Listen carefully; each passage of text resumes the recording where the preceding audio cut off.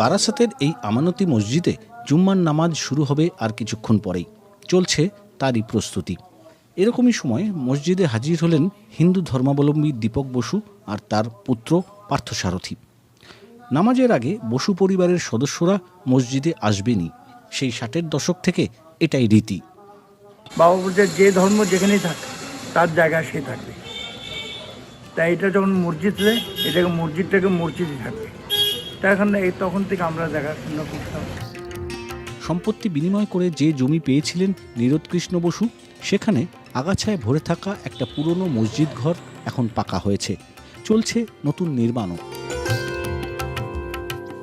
যেখানে আজকে ভারতবর্ষের একটা ধর্মের প্রতি সবসময় অনীহা, সেই জায়গায় দাঁড়িয়ে যে তারা এই যে মুসলমানদের ধর্মস্থানকে টিকিয়ে বা সুন্দর করে তারা যে এদের সঙ্গে যুক্ত হয়েছে, এই জন্য আমি খুব গর্বিত।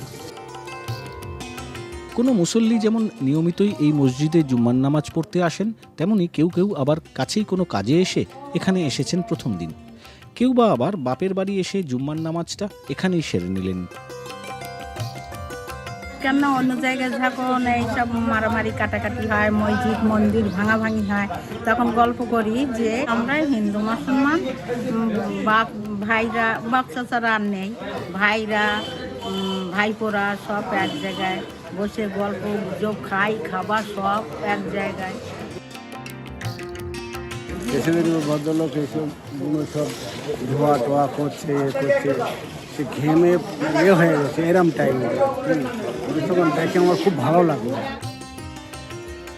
মসজিদে যে শুধু মুসলমানরাই নামাজ পড়তে আসেন তা নয়, বসু পরিবারের সদস্যরাও কাজে বেরোনোর আগেও মসজিদে ঘুরে যান।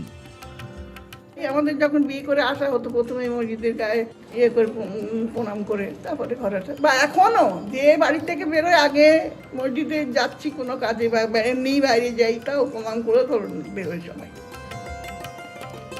আমানতি মসজিদ তত্ত্বাবধান করতে গিয়ে তাদের যে কটু কথা শুনতে হয় না তা নয়, তবে সেসবে তারা মোটেই পাত্তা দেন না।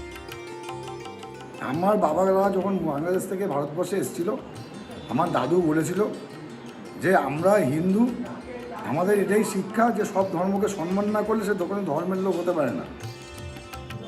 বসু পরিবার যেভাবে বাড়িতে হিন্দু মতে পুজো অর্চনা করেও মসজিদ আর মুসল্লিদের যত্ন নিচ্ছেন, সেরকম সম্প্রীতির দৃশ্য সেই সময়ের ভারতে এক অনন্য দৃষ্টান্ত, যখন দেশের নানা প্রান্তে নতুন করে মন্দির মসজিদ বিতর্ক তৈরি করা হচ্ছে।